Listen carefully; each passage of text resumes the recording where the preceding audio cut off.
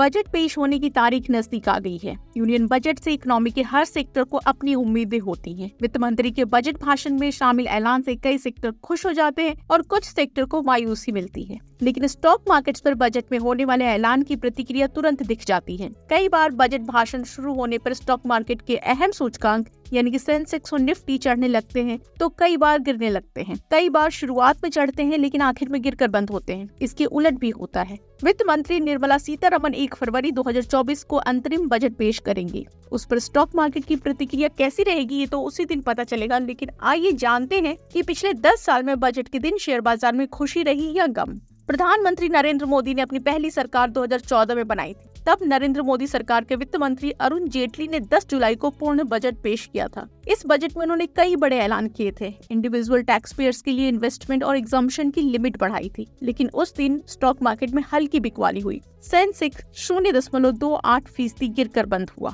वित्त मंत्री अरुण जेटली ने 28 फरवरी को यूनियन बजट पेश किया था। वित्त मंत्री ने फिस्कल ईयर 2015-16 में फिस्कल डेफिसिट 3.9% का टारगेट तय किया था। स्टॉक मार्केट को सरकार का फिस्कल कंसोलिडेशन का रोड मैप पसंद आया और सेंसेक्स 0.48% चढ़कर बंद हुआ। अगर हम 2016 की बात करें तो अरुण जेटली ने 29 फरवरी को यह बजट पेश किया था। इसमें उन्होंने किसानों की इनकम 5 साल में बढ़ाकर डबल करने का ऐलान किया था। उन्होंने फिस्कल ईयर 2016-17 के लिए फिस्कल डेफिसिट 3.5% का टारगेट तय किया था। स्टॉक मार्केट को फिस्कल डेफिसिट का ये टारगेट ज्यादा पसंद नहीं आया। बजट के दिन सेंसेक्स 0.66% गिरकर बंद हुआ। अगर हम 2017 के बजट को देखें तो वित्त मंत्री अरुण जेटली ने 1 फरवरी को यूनियन बजट पेश किया था। इसमें किसानों, युवाओं और समाज के कमजोर तबके के लोगों के लिए कई योजनाओं का ऐलान किया गया था। सरकार ने फिस्कल डेफिसिट का टारगेट 3% का तय किया था। स्टॉक मार्केट को ये बजट बहुत पसंद आया और बजट के दिन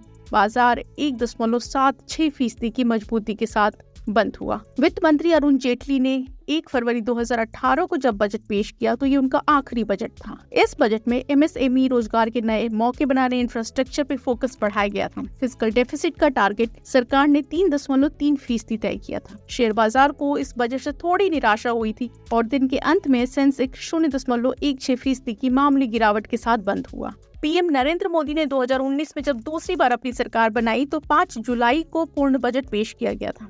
1 फरवरी को केंद्रीय मंत्री पीयूष गोयल ने अंतरिम बजट पेश किया था। उसी साल 5 जुलाई को पूर्ण बजट के दिन शेयर 0.99% गिरा था। लेकिन 1 फरवरी को अंतरिम बजट के दिन सेंसेक्स 0.59% चढ़ा था। 2020 में शेयर बाजार में बजट के दिन सबसे बड़ी गिरावट आई थी।